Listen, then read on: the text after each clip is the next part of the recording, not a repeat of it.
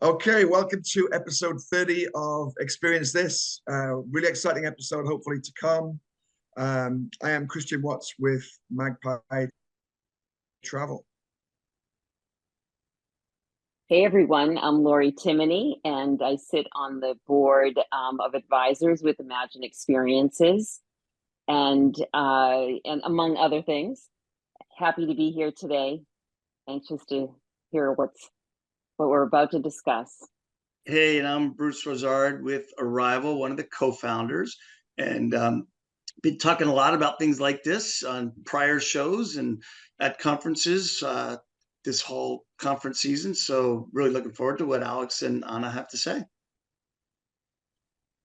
Then that'd be me. So hello guys, thank you very much. I'm super happy to be here. I have to say I do love the podcast, so to be here is so super good. My name is Anna Araque, and I'm the founder of Imagine Experiences. We've got exciting stuff that we're working on, but I'll pass it over to Alex. And hello, my name's Alex Bainbridge, and I'm the founder and CEO of Autora. We're a technology platform that helps operate these AI experiences. All right, so I'm fresh off the sort of conference season. I saw Bruce a couple of days ago at Focusrite, and I've seen many of you others, and Alex was there as well, and I've seen you guys at many places all over the world. So my favorite quote at Focusrite was actually from the CEO of Visit Saudi, or Saudi Tourism, whatever the Saudi DMO is called. And it was we'll get into what it means later, but it was digitize the expected to humanize the unexpected. And for me, that's got a lot of deeper meaning. And we'll get into the AI, but AI, it's been dominated so far by a lot of things like trip planners. Everyone's got a trip planner. All these startups are doing trip planners. So it's all this top of the funnel AI tools. There's a ton of discussion about AI in productivity, which every corporate CEO is saying they're using it in productivity, which is easy to say, and they should be. But one of the most interesting applications potentially is in the final experience. And it's always good for debate. How much do we want and how much can actually help the final experience operators? So today we've got a real example, which is Anna and Imagine Experiences delivering an actual product today, or I think it's announced next week or something. It goes Correct. live, but you could talk about it. So can you explain exactly what you are doing, Anna, and how you're rolling this out? So I think that the first thing would be to start why we're doing it and how we got there. If you take a step back and you look at the situation or the day-to-day of operations of delivering an experience that is exciting, that is engaging, that is new, and you want to really move on with what the consumer wants, you need to look at cost, you need to look at suppliers, you need to look at all those elements that are there. And people keep saying, Anna, do you hate walking tours? I say, no, I don't. Do you hate coach tour? No, I don't. I just, as much as I don't hate bacon or cheese, but I much rather have a burger that has it all. That's what we started at Imagine very much with the concept of having hybrid. So all our experiences, which the most probably famous one that people know us for is, I usually walk in places that people say, as the people that does, would you like to be James Bond for one day? And that was already the immerse, the opportunity to be somebody that you know. But in our experiences, you walk a little, you have transport, you have a meal, you have a bit of everything. And we keep looking at ways to improve that experience, to improve the message, to deliver more memories. And then we started to work on the idea that I think 6 months ago, our first prototype was, a self-audio. I noticed that when people were going in our Gene Craze tour, they were with a real guide, and the guide had a time. It was hired for a specific amount of time. He needed to visit 5 pubs. Drink, let's move to the next pub. And these people were like, I want another drink, I want to stay, I want more.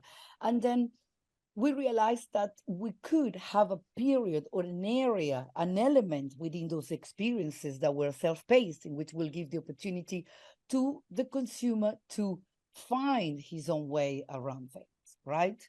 And that's where we started to engage and working with Alex and starting to craft ideas in which we will not just bring a great added bonus to what the enjoyment's supposed to be on the day, but we generate a much earlier connection with the customer about what they want to do. And most important, that big elephant on the room that nobody wants to talk about it, which is called customer service. Chat box, not chat box. What? And we thought, why don't we create a character? That's why we don't want to call it AI guides. We call it characters. This is a character that is going to engage with you at the time of your booking. It's going to be with you pre-booking. During the experience, you might or might not have a piece of guiding from that character. But again, during the 2 weeks after the experience being delivered, we'll tell you why he liked it, what's the food do you like, you walk too much. And if everything is good, we might even tell them, whoever the character is, the monk, the cow, we got all sorts coming. Did you like it? Would you like to share it? And we can actually get a review without having to feel that the customer is actually going through customer service, or is being chased, or is being, but most important, today I was just sharing that with Alex. I had a person that asked me, how the emotion's going to be when that relationship ends, how the consumer is going to feel. And I said, it's time to book again. So it's not So just Anna, could I interrupt for a second? I'm sorry, but I really want to understand the Alex's role at Altura. And you guys have known each other for a long time. You decided to partner up on some of the Imagine Experiences product and projects.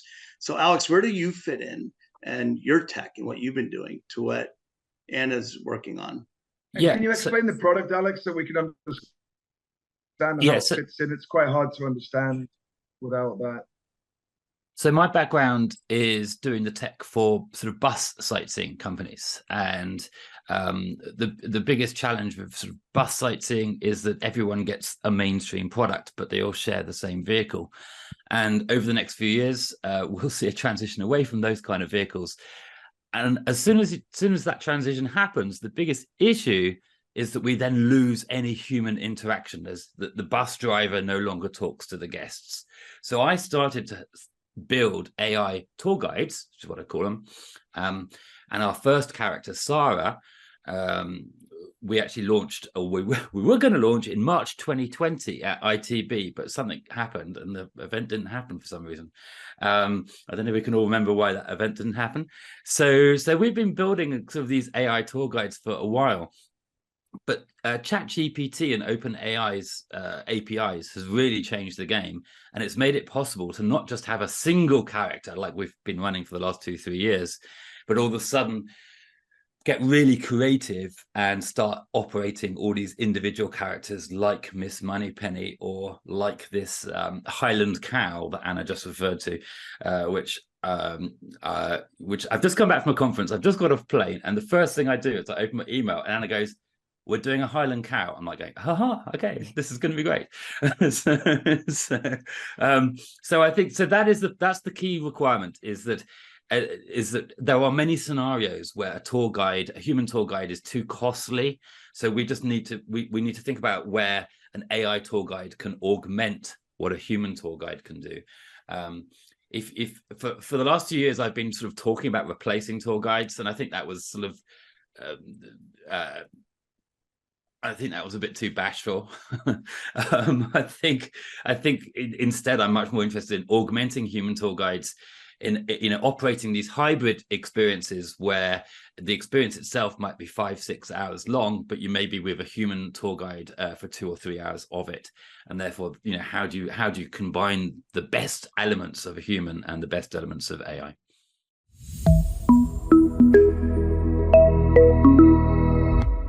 Hey, it's Marika from the Bainbridge Agency, here with your Tourism Marketing Half Minute. Let's talk about expansion. Are you thinking about opening another location for your business? Here's a fact to consider. According to a recent study, 70% of consumers are more likely to do business with a company that has a physical location within their community. So don't be afraid to set up some roots or fully engage with the CVP or DMO in the new area. This can help you get some referrals.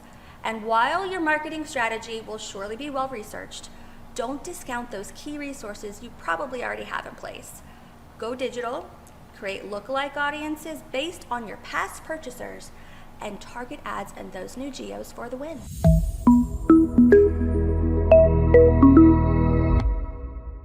I just think it's not clear how it works. But what I think happens is you've got an AI agent, Mm. and you don't sell it as an AI agent. You sell it as Miss Moneypenny, which is a character, which is great. And you kind of layer that on top of a product that already runs. So throughout the experience that you already run, Anna, you can chat with Miss Moneypenny. Yes. And potentially Miss Moneypenny can take over as an AI tour guide for part of that experience if I want as a customer. Is that correct? The key difference between what we're doing and what trip planning companies, AI trip planners, are doing is that we use humans to design the experience, and then we use AI to operate the experience. Whereas AI trip planners are trying to create itineraries using AI, and they all end up a bit, so today. So I will have a local expert who really understands the destination, or they could be a local tour operator. They will design the experience, and then we, with our AI tour guide, will effectively follow that as a sequence of things to do. So we can build stories and we can architect experiences over 5-6 hours, just like you would do if you were a tour operator today designing a 5-hour city tour that's going to be operated with human tour guides. And we also write dialogue. So we can write dialogue for certain locations, and then we put the dialogue into, through a kind of a open AI sort of generator that we've built. And then that dialogue becomes personalized to the customer. So for example, if the customer is vegan, then we won't talk about meat, that kind of thing. So I think that what you're saying as far as, or at least what I heard, was that in terms of looking at the benefits of an AI tour guide, obviously there are benefits from the standpoint of getting the customer excited before they go and helping them prepare for their trip, and then potentially engaging with them after. I love the idea of pulling in a review from them. I think that's brilliant, and I think that's probably one of the most exciting things that I've heard as it relates to this particular project. But in addition to that, I'm looking at the benefits of an AI tour guide, and you're saying, okay, it's costly, right, to have a tour guide. It's maybe a more efficient way of doing things. Obviously, if you had your way and you didn't need to worry about the cost, would you be engaging a human tour guide across all elements? Like, is that the end goal, right? The ultimate goal, but you're kind of looking at it going, hey, we need to consider the cost here, or we just need to be more efficient with time, et cetera. And how do you make the decision between, when do I have a human tour guide that is going to be a part of this? When do I stop that and introduce an AI tour guide? So how do you make that decision and build an itinerary around that? So let me address that. I think if you think about buses, a regular tour bus today has got 30 seats, let's just say. So you, as the tour designer, have to fill those seats. You have to find a product that 30 people are going to want to book on a daily basis. So you, a little bit like commercial radio, have to play popular music. And it has to be popular so that you get enough people to go, that's something I want to listen to. But with AI tour guides, it moves the product to be much more like Spotify, which is, this is my music. This is what I want to listen to. And therefore, it's not being played to someone else. It's just Spotify learning your tastes and you understanding exactly, it understanding exactly what you like. So we're moving away from these sort of groups of 30, 40 to groups of just you and your family. 4, 5, 6 people, and that means that we can personalize it, so the product now becomes lovable rather than popular. So for example, in San Francisco, we've got a poetry evening that you can go, and you can go from bar to bar and you get some poetry. Do you know what? That is going to be a product that 99.99% of people will go, that is not for me. But the 0.01% who go, wow, that's the most amazing thing because I love poetry, they'll go, right, that is, that is the kind of the love reaction that we want. Whereas most tours, you just get it, yeah, that was okay kind of reaction. So in the example that we're talking about today with Anna's Imagine Experiences, Anna, I want you to respond to this. It sounds like you're the tour operator.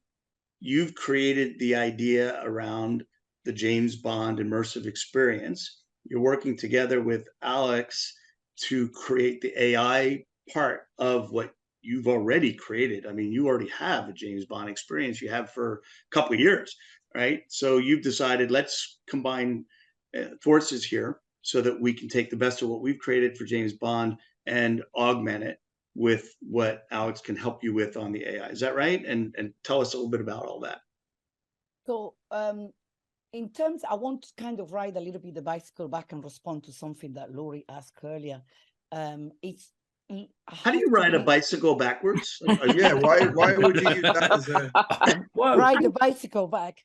Unicycles you can ride backwards, back. by the way. If it wasn't to do with cost, we still will do it. And if you actually would increase the cost of the experience, we still will do it, because what I really would like to move away is from thinking this is a AI guide. We add an AI, a character element to the experience, like Bruce just rightly said. It already existed 2 years ago. But at this particular point, for products that already existed, we have an element of character. We even have the people that work with us producing those characters and give them life and taste and ways of thinking are our own guides.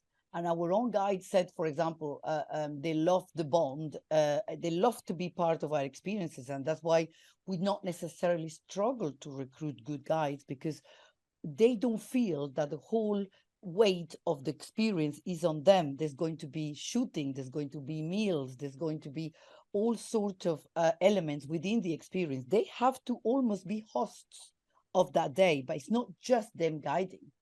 The other thing that opens, and that's responding a little bit more what you were saying, Bruce, is that it opens as well a great opportunity to work with venues that already have guides.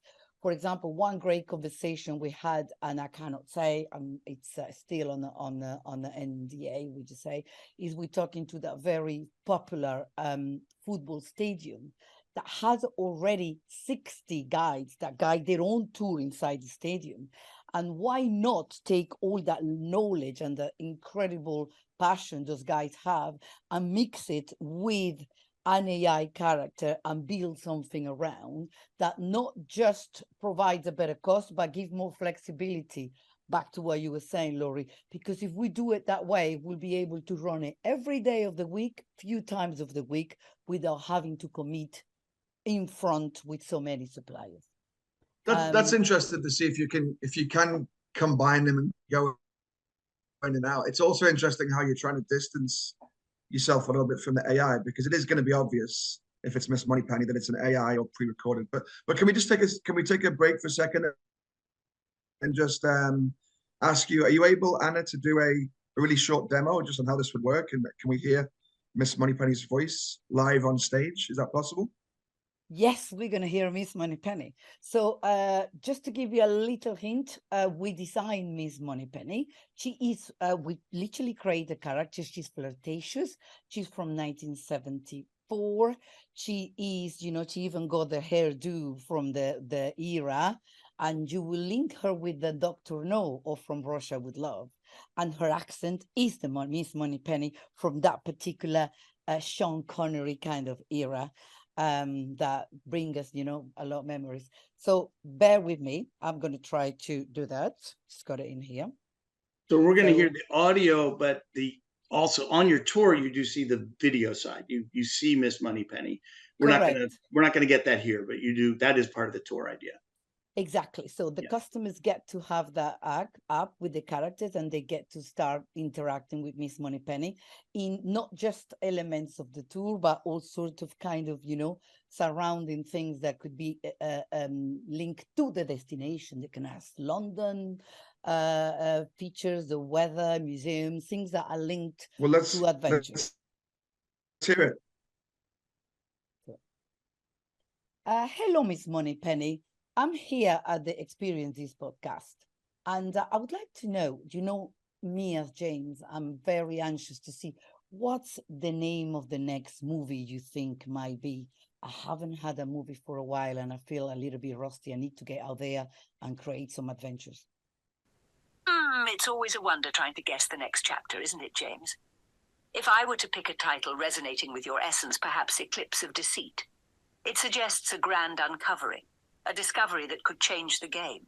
And it's been a while indeed. But like a fine wine, you only get better with time. Remember, rust is just patina on a life well lived. And I'm certain your next move will be as sharp as ever. Would you fancy a local story to pass the time, or perhaps a brief on your current surroundings here in London? That's pretty good. I really challenge like Thank you, and Miss we Moneypenny. we did a couple of tests before the show as well, and I immediately thought that's better than a human could have come up with. That's pretty good for live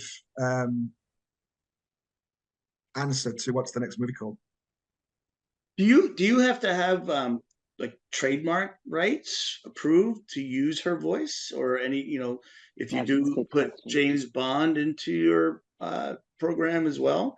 Like what's the story with that? There is two sides here, us in terms of Miss Moneypenny. Miss Moneypenny is part of the Ian Fleming books. So we can, it's a character, as if we don't use the movie or the names of the movie, or but the face is AI generated. So is that correct, Alex? She belongs to us. And her voice is, as I said, to describe the voice, that could be any lady from a really nice 1974 accent. And yeah, we have an agreement with legal team of what we do and we cannot do in terms of the products. And that's go back when we started to liaise with a number of brands, because we were not just engaging with the movies, we were engaging with Aston Martin and with Floris, the essence of James Bond, and all sorts of elements. But yeah, they're all different and we have agreements with all of them. I'd love to just learn a little bit more about the flow of the tour when you introduce Miss Moneypenny. So clearly, you're introducing her from the start, but when you are, kind of in the tour starts, wherever, it begins, where does Miss Money get introduced into the tour? So you're starting with a human tour guide? I'm assuming you start with a human tour guide and then you kind of go from there, unless maybe you're talking about Gin Craze, which sounds like it could be, 100% AI tour guide, but, or character, I should say. So maybe you could just talk a little bit about the flow of the tour and when you introduce Miss Moneypenny to the customer, and when does she take over from one of your tour guides? So each experience is different, and each experience have an element of character, bigger or different. In this particular one that we're launching very, very soon, the customer will get a keys of an Aston Martin in Edinburgh, and he has to drive 2 hours to Glencoe. In this particular case, he was or she was already engaging with Miss Moneypenny. They get the app at the time of the booking. So usually our booking horizon is about 2 months before. So in this particular case, Miss Moneypenny is going to be the GPS. She's going to say, James, it's called, the actual experience called Mission Serpent, because of the road to get to Glencoe has this way. And we know, Alex and Barry have been very cool identifying the areas where the Wi-Fi might drop. And in those particular instances, Miss Moneypenny is going to say, James, be very careful because Dr. No is trying to locate our communications. And then we located 3 Insta moments where Miss Moneypenny said, James, are you not tired? It's not time for you to rest and have a coffee and take a lovely Insta picture. And when he gets to there, his GPS, she's not guiding, she's not really talking about it, she's driving him through a difficult time. She's supporting him like she does in the movies, right? And then when she gets to there, a guide, which is not really a guide, is a rifle expert, will actually take the customers and take them to shoot rifle and visit the Skyfall. And she doesn't reappear anymore unless the customer wants to speak to her or ask her something. Even during the time with the guide, he can be asking something. And we tell guides, some guides, why don't you ask Miss Moneypenny? She might have a mission. I work for Q, she worked for M. It's a higher rank. So it's, sorry. I was going to say that there's a little bit of flow just before that step, where I think, which is worth clarifying too, which is that this product is a product that can be featured on OTAs, online travel agents. So the booking, the product is advertised as a set itinerary on a regular OTA. The booking then goes from the OTA through conventional ResTech sort of booking flows, ends up in Boken, in Anna's example, and then we are in the process at the moment of doing a Boken integration. So we pull the booking out of Boken into our platform. So there is that kind of little bit of technical flow, which is exactly the same as sort of regular human-led tours are today. So we reuse all the existing rails that have been built for tour distribution, in the last 20 years. I missed that. So I book on an OTA. Yep. Anna's ResTech is Boken. Yep. If Anna's the tour operator, in this case, you're simply, don't get me wrong, but simply the tech for the AI part of Anna's tour. Why do you need to integrate what you're doing into Boken? Well, we don't if there's, like Anna has with these James Bond experiences, if there's a 2-month lead time. However, on some slightly more higher volume product, which we're not talking about today, that the window is the same window as you would expect for local tour experiences today, where it's all wondering about 12... that 2-month lead time too. So yes. So in a higher volume product, you would have the regular lead time of 12 hours, 24 hours. In which case, once someone has paid their money on an OTA, the booking goes into Boken. We get a webhook from Boken, and therefore we can commence that whole process of engaging the customer in the right character at that point that they have just paid to the OTA. So it's all about getting that customer versus later, Bruce, right? When it's a direct customer, you get that customer right away. But when it's an OTA customer, it is not necessarily exactly like that. Although I would think that if you're booking on Boken, it would be wouldn't it just be pretty much the same anyway? Yeah, so we associate characters to tours. So as soon as in the conventional sense, it's a tour. We call it route. Doesn't matter. So we know who we need to start engaging with at the moment in time the customer is booked, and these are experiences that people pay good money for. So it's not like an audio tour where the market has all gone to €5, €10, $5, $10. These are products because they incorporate physical aspects like a human tour guide or an attraction entry, that they keep their price at the same price point as existing tours that are fully human operated. But I'm buying a tour from Imagine Experiences. I'm buying the James Bond tour from Imagine Experiences, which Anna, I assume, has already built in Boken. Click buy today for go on the tour tomorrow. So I still don't understand why she needs you to change anything versus what you guys have already created. So we effectively operate it with the digital. So Anna designs it and we operate it, and then we resend some of that operational elements back to her own suppliers. So Anna's suppliers will provide the car. So we are tech that fits underneath tour operators to help them operate these experiences. Yeah. So perhaps another way of looking at it is to think about YouTube. So we're YouTube, and individual creators can upload videos into YouTube. So Anna effectively uploads a route and says, here's what I want to operate. And we as YouTube then play it. That is, that's the kind of model, the kind of creator stroke, big platform model that we're. Yeah, you're getting hung up on this, Bruce. Alex should be doing this behind the scenes, and he shouldn't have even mentioned that he. Yeah, we're not the front brand. Alex. But as we evolve, and in fact, we have at the moment 21 products on the pipeline. We got a monk that's going to take you around the wineries in Kent. A monk, Franciscan monk. We're going to have a cow in Scotland that's going to tell you about Johnny Walker whiskey. We're going to. But hold on, let me stop, because we get the concept. What I want to talk about though a little bit is what do we think? What do we, and this is maybe a Laurie and Bruce first. What do we think of the overall concept of this? Let's get into that. And do we think the hybrid is the way forward, or can AI tour guide be the way forward?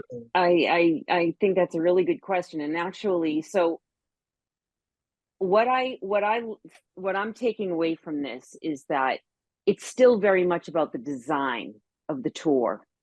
I feel as though, you know, it makes a lot of sense to me what Anna is talking about in regards to the tour in Scotland. What a great way to use Miss Moneypenny, you know, while you're driving along and, you know, she's talking to you, she's kind of, you know, being your passenger or whatever the case might be. And then you get to the shooting range and your tour guide meets you, and right. So it's all about the design of the tour and where it makes sense to introduce a character / AI tour guide, or where it makes sense to have human interaction.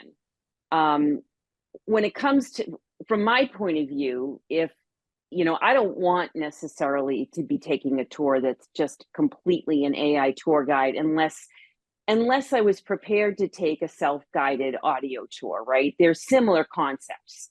And, you know, and I think there might be a place for that, right? And I do, like, the gin craze totally makes sense to me. People want to go, they want to taste, they want to, although I too also believe that having a human sitting side by side and chatting with me and having fun with me is fun too, right? At the distillery. But I get and understand and agree with the way that that's being utilized. So for me, I think it is a hybrid approach. And I think that's going to Alex's, you know, paper he wrote on Destination CTO. I think that it is a hybrid approach for me. I don't gravitate towards it 100%, like the picture of, you know, or the image or video of the AI tour guide on the bus just giving a tour. To me, that's just, why not just put in some earphones? Like, you know, I don't know. Is there really that much difference in it, you know? Yeah, that's my take. I think there is. And I think that there will always be hop on, hop off buses. So just to use your example in a business that you, Christian, know really well, probably as well as just about anyone. And on, hop off buses, you'll get the earphones, whether they're from the bus or it's off of your phone. And with AI tour guides now, you can customize those tours like you can't today, because none of them are doing it yet, but they all will. Where, you know, yeah, they're doing multiple languages, but we're on that bus. I care about history. You care about architecture. You care about food. Like, that is coming, and it's coming soon. And that, to me, is also related to AI self-guided tours, which there's a lot of people working on that. I think we have a show coming up soon with someone who is working on that, who's doing a lot of great work on AI self-guided tours. That's one thing. This is different. This is an immersive tour experience. And the idea of hybrid really puts a lot more power behind it, makes it more immersive, because I can be really talking to Miss Moneypenny and James Bond and whoever else are your characters in this example. But don't lose the personal touch of a personal tour guide as well. But instead of having a personal tour guide, like you're saying, Alex, for 5 hours, I could have a personal tour guide at this part for 10 minutes and at this part for 10 minutes and this part for 10 minutes.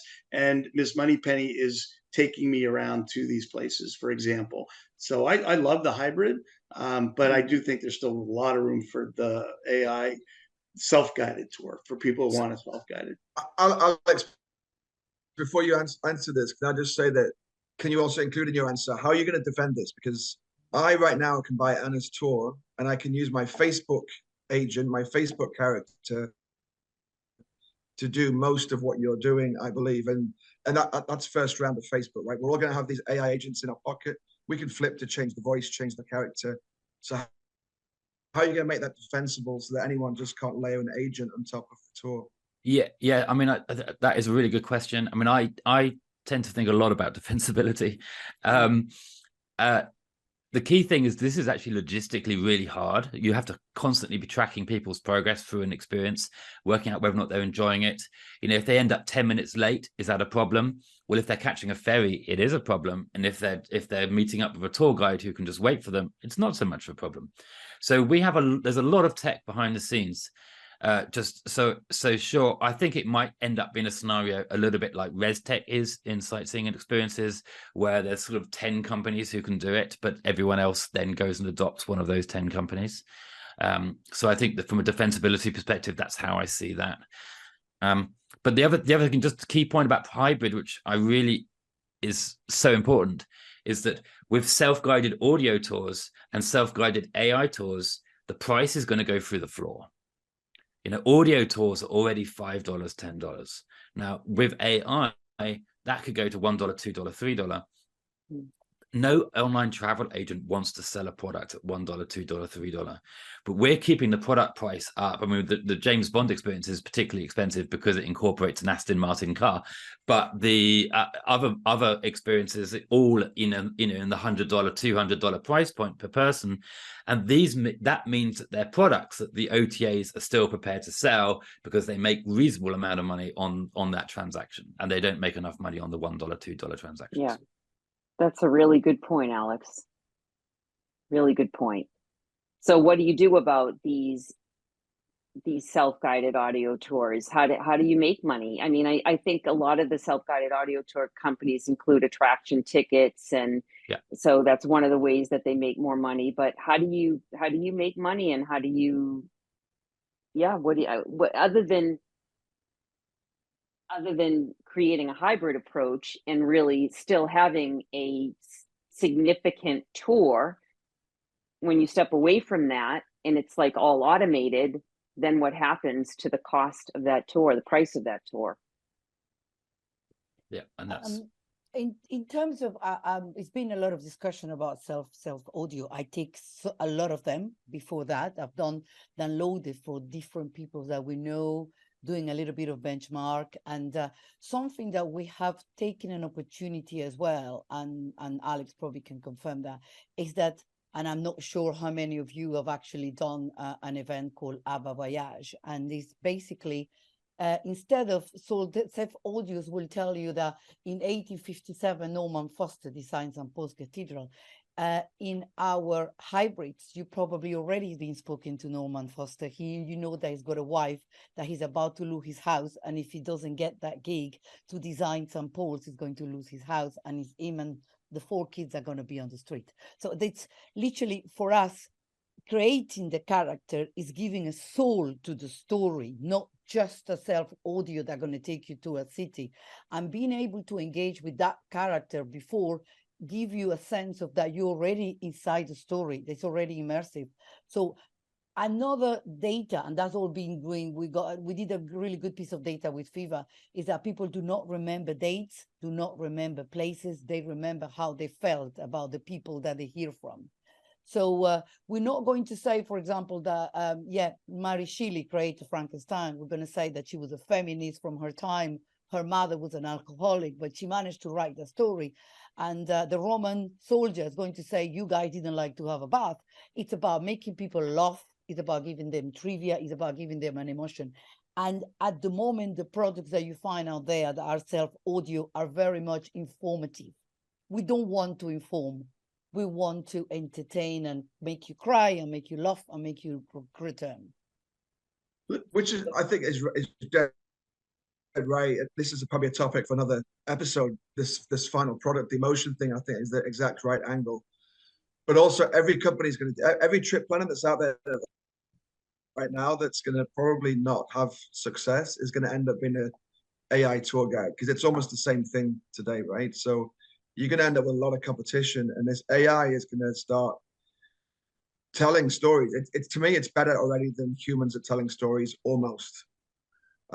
So the last piece you have is that emotion, and that's the piece that I think tour experience operators need to hold on to and focus on. Yeah. When I started, let me just chime in real quick, Alex. And I don't want to get mixed up between trip planner and tour guide, right? It's the same thing now, Bruce. It's the same thing now. I think you're right. That is another show we could talk about and argue about that. Because that is, I disagree. I think a trip planner is what you do ahead of time, and some tool plans your trip. Yeah. which you know how I think about that, which is like that, versus this is a tour guide. Now I'm now taking a tour. But my question about the emotion is, so where does the guide come in? Because I think we've spent the last few minutes talking about making sure the AI component is providing a story that's super interesting, like you were just talking about, Anna, and creating the emotion side of the story where a typical AI tour might not be able to do that. Although Christian says that the AI can. But where does that guide come in? Like where is that yin and yang of AI with all the knowledge that AI has, tour guide standing in front of me, really providing the storytelling, making sure we go to the right bar, restaurant, etc. So that's a good. So an example of that might be a food tour guide who works in a city who operates a 3-hour tour that is human operated 100%. And then the very next day, those guests might be going 2 to 3 hours out of the city to go to wine country. And the problem with any tour that goes to wine country in any city around France or in the USA where there's vineyards is that they tend to be quite a long way out of a city. And therefore, they're just not commercially viable to put a small group on with a human tour guide. So the human might be operating the urban experience in the day before, building rapport with the customers, and then you might have a clone of the tour guide as acting as the guide on day 2, with the customer just being self-guided on the tour out to wine country. So there's many permutations of how hybrid can work, because hybrid for activities is different to hybrid for tours. It's different for a hybrid for attractions. We can have there's lots of little sort of nuances around how that all works, but the wine country example is quite a nice one to sort of show that. But it's a totally different use case, right? Then your hybrid is total, hybrid on the city and all AI on the wine area. So I'm talking about the main tour, okay, right? The James Bond experience. Well, the thing about the James Bond experience is obviously we're doing that in 17 languages. So we've got Miss Moneypenny speaking in French, and when she speaks in French, she speaks with an English accent from the 1970s. So it's a little bit weird, but it is actually exactly how it should be. So it's not perfect French at all, which is what you don't want because you're trying to stay in character. It's actually quite funny. I hear her speaking in French and she speaks with an English accent. And Anna's French, so therefore it's like, oh, this is odd. So the thing with that is that you are then driving towards an attraction, or you're driving towards, let's say, a gun shooting experience. The tour guide who is ready to operate that gun shooting experience for an hour has an app where they've got a little blue dot on a map where they can see the customer coming, and they can see that their estimated time of arrival is 10 minutes away. So they can get everything prepared for exactly the time the guest is going to arrive. And that enables that little interchange between where you flip from AI to human tour operator. We want that interchange to be smooth, because that you don't want to keep wasting 5 minutes, 10 minutes trying to find each other and doing all that kind of thing. Yeah, I do think it is interesting what you mentioned about the wine country thing. When you said that, I thought to myself, what happens is you're establishing trust with the customer, right? So the first day you've got the human tour guide and you're establishing a level of trust, and then you're moving to the AI tour guide. It's probably an easier transition in some cases. I don't know, maybe that could be argued, but I think one of the things about AI tour guides, and really any use of AI, is going to be that level of trust. I know, Christian, that you've commented a number of times that anything coming out of an AI tour guide's mouth is probably better than a human. But I think when I don't know that every human believes that. I don't know that every human is going to believe everything an AI tour guide says, where a lot of times humans can get away with a lot of things that come out of their mouth just because they are interjecting emotion and they have an opportunity to bond with somebody. But in any case, I do think it's establishing that level of trust. And it goes, for me, it just goes back to that design. The tour design, it's quite intricate. And it really does require humans to do that level of design that gets you to that place where it creates that perfect hybrid experience. And trust, Laurie, is so important, because that, I mean, me as a platform, that's the reason why I'm partnering with great companies like Anna, is because the customer trusts Anna, and therefore we're the subservient platform, and that means that I don't have to do quite as much trust building between myself and the potential customer, because the customer trusts Imagine Experiences because they're an existing tour operator. I want to go ahead. Go ahead. I just don't like that example, because I get the trust thing, absolutely, I agree with, but then handing it off to an AI cloned tour voice the next day for a wine country, for me, is neither here nor there. You built my trust, so I'll buy your tour, but you don't need to give me the same voice. No. Just tell me it's an audio tour the next day, and I trust your company. I trust your brand because you're getting a great experience today. I trust you'll do the same tomorrow. I don't really care about the voice. Maybe you give me based on what you've been saying, Alex, it's only voice. It's only $5 add-on too. So. I think the voice I think the guide. Why, if you're going to do an AI tour guide, why not make it a character of the actual guide? Yeah.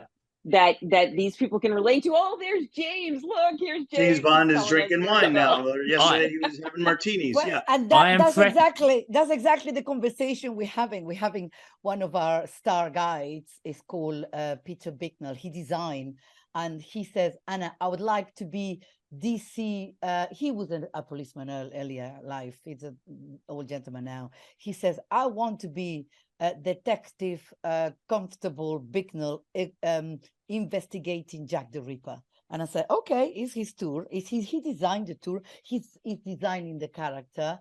And that's the thing. People are going to be able to interact with PC Constable, and then they do the tour with him. He's not my wine country guide. I don't want him telling me about Chardonnays and Merlots and stuff. Well, no, he's not going to do that, Christian.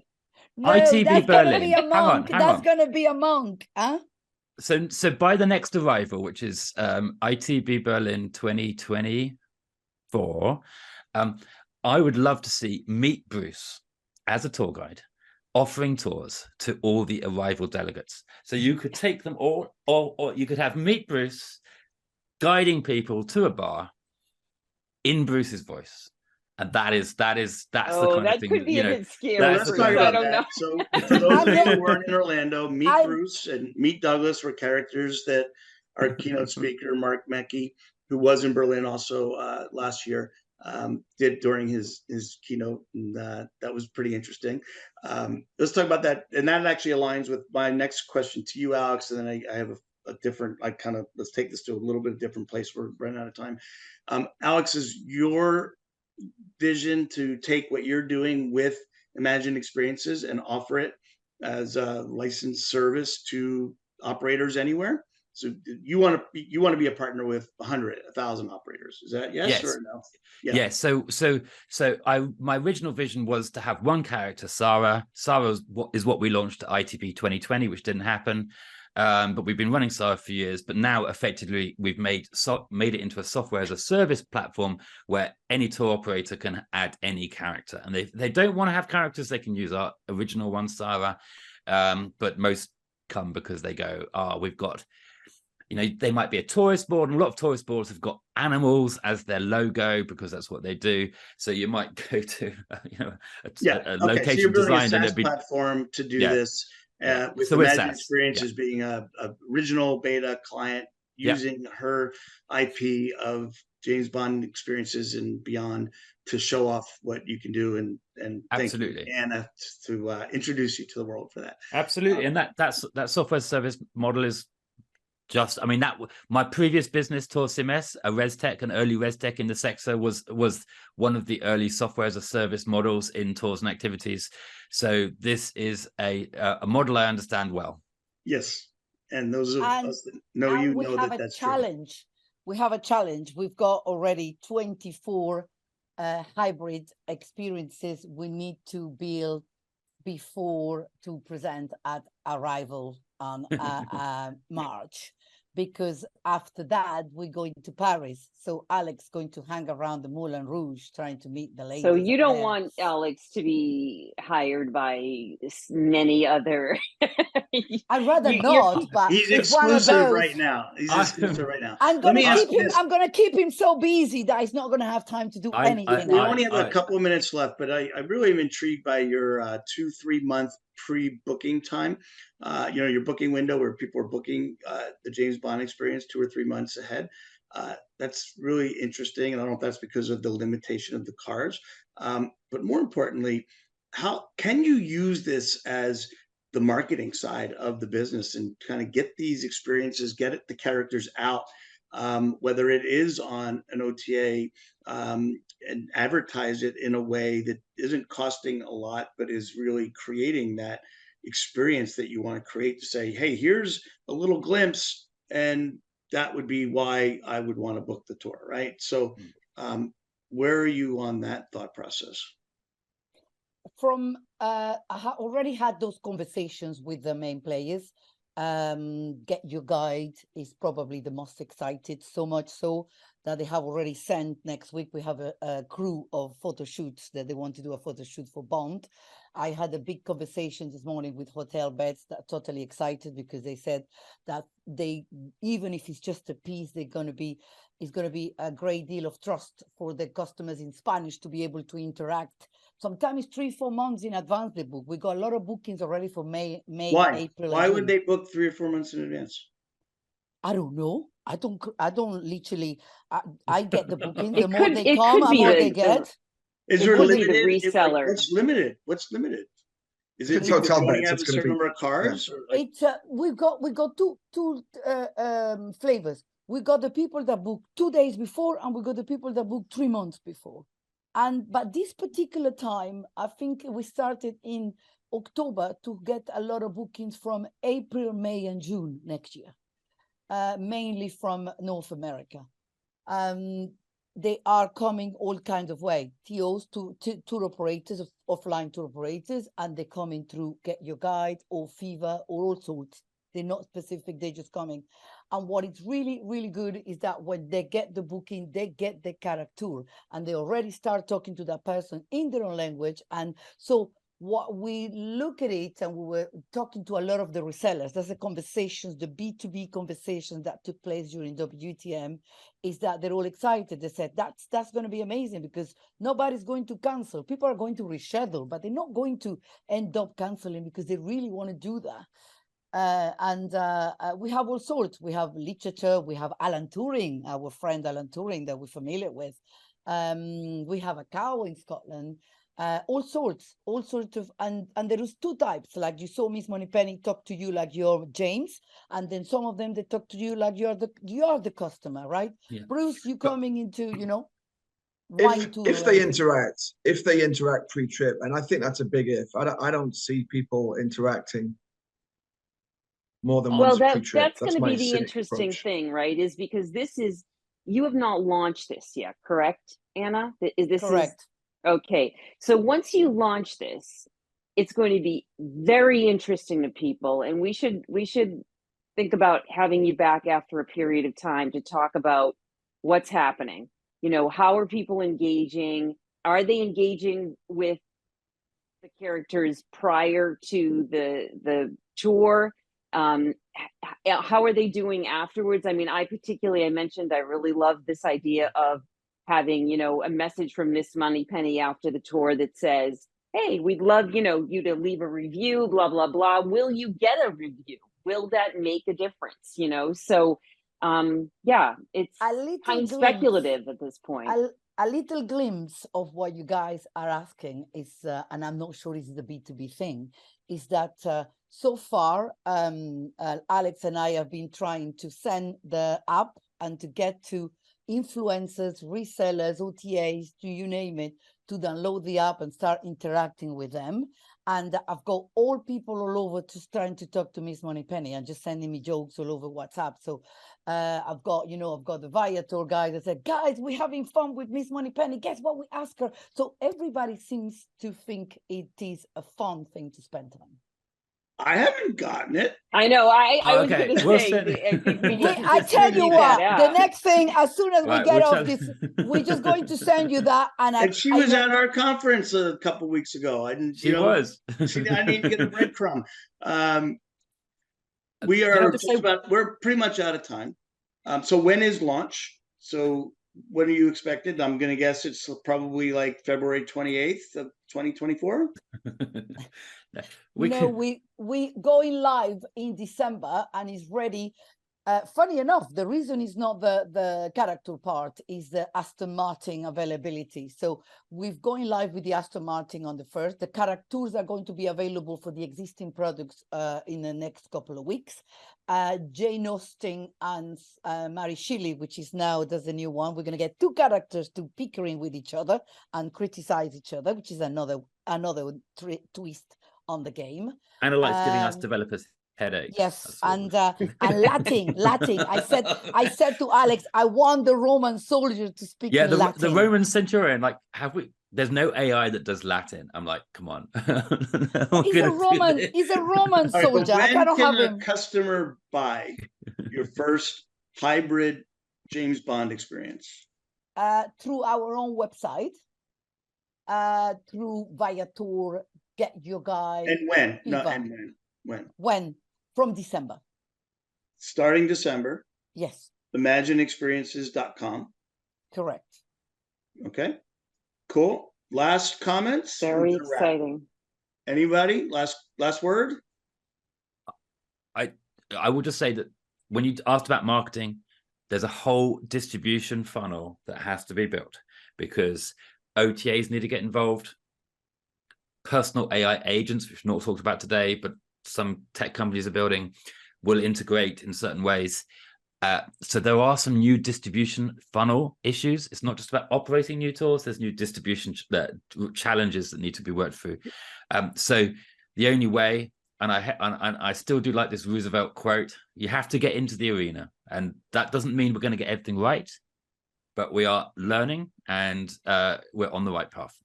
So I think we need round 2 at some point, right? Yeah, we sure will. But I get... just gave me one thought, and I'm going to ask, which a distribution channel that is now Don't ask Alex this question, Bruce. You need another hour to answer this question. I was going to say, So I was about to say, Christian, you said we're running out of time. Now. I mean, is yeah, that 30 seconds or less to answer. Hotels as a distribution channel using AR that has Miss Moneypenny, where maybe a concierge would have been in the past, saying, well, hello, sir, would you like to go on one of my tours, kind of thing. Is that in the works? Can you see just behind my shoulder here? This is a hologram face. And this hologram face, we can put any character onto. So this robot character hologram face could be put in the hotel lobby. So you as a guest could walk up to Miss Moneypenny, have a conversation about what you're going to do.